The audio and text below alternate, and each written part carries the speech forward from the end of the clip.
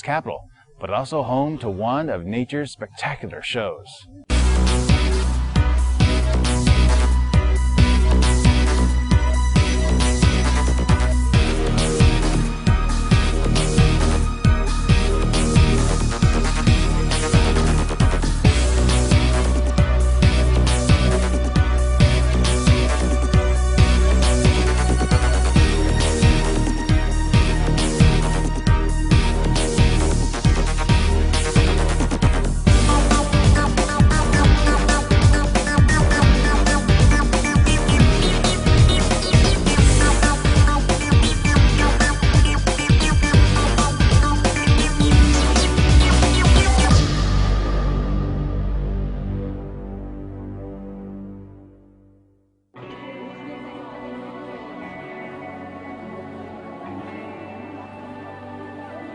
About an hour has passed and low tide has arrived.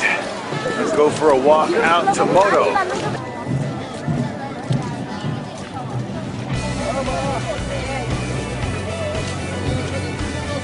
Jindo is famous for a few things, one of which is brown seaweed, the other are tiny little clams. And that's what people are looking for now.